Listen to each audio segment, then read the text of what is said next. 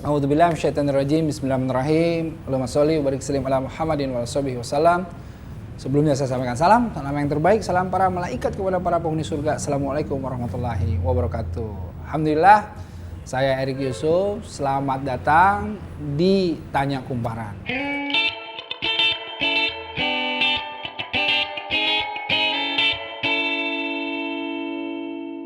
Kali ini saya akan menjawab pertanyaan-pertanyaan yang sudah terkumpul dari Readers Kumparan.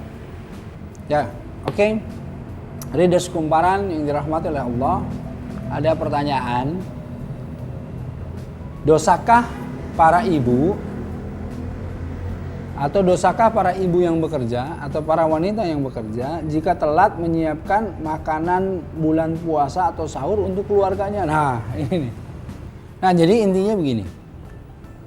Kalau kita lihat yang tadi yang utama, yang wajib-wajib yang dilakukan oleh ibu-ibu yang bekerja itu adalah bagaimana merawat, bagaimana menjaga, bagaimana melayani, berkhidmat kepada keluarganya. Dan menyiapkan makanan di bulan Ramadan itu kan salah satu keutamaan, ya kan? Menyiapkan makanan berbuka di bulan Ramadan itu adalah satu keutamaan. Jadi jangan sampai telat, ya. Kasihan anak-anak kita, ya kan? Kasihan suami kita kalau telat, begitu. Nah, artinya apa? Diantisipasi aja. Kan ada juga nanti asisten, ada yang bisa menolong kita dan lain-lain. Nah, itu kan bisa diantisipasi, ya kan? Misalnya kalau sekarang kan bisa layanan antar makanan, ya nggak? Teleponnya antar makanan, ya langsung siapin situ, fast food apa bisa. Ayolah, ide. Nah, sebaiknya seperti itu. Jangan sampai kemudian kita melalaikan justru. Kan yang ngeri itu yang melalaikan, yang udah biarlah, gua sibuk, biar suruh pada buka aja masing-masing. Nah, itu melalaikan. Jangan sampai seperti itu, ya. Tentu kalau sudah melalaikan, jatuhnya seperti apa? Ya jatuhnya tidak baik. Sesuatu yang tidak baik, ya Allah tidak ridho, buat apa? Kemudian kita menghabiskan waktu di luar capek-capek kalau Allah tidak ridho, gitu loh. Ya kan? Nah, itu Readers Kumparan. Jadi hati-hati, diantisipasi. Sesekali ya oke lah ya. Sesekali, aduh ini gimana. Oke, telepon layanan antar makanan, segera. Bilang sama suaminya, bilang sama anak-anaknya, aduh maaf, saya nih macet sekali, begini. Ya. Tapi kalau setiap hari, waduh, jangan. Berbuka itu bersama-sama itu indah sekali. Ta'liful qulub, menyatukan hati. Justru itu keutamaan di bulan Ramadan. Ya, gitu Readers Kumparan. Ini Readers Kumparan ini menarik pertanyaannya nih. Ini kentut di dalam air saat puasa itu batal nggak Ustadz? Pertanyaannya ada hehehe katanya. Ini aneh juga. Soalnya kentut di dalam air saat puasa batal nggak? Kalau kentut di luar air saat puasa batal nggak? Kan itu pertanyaannya. Kalau kentut membatalkan puasa, saya yakin semua orang batal pasti. Iya beneran? Coba. Ya Readers Kumparan.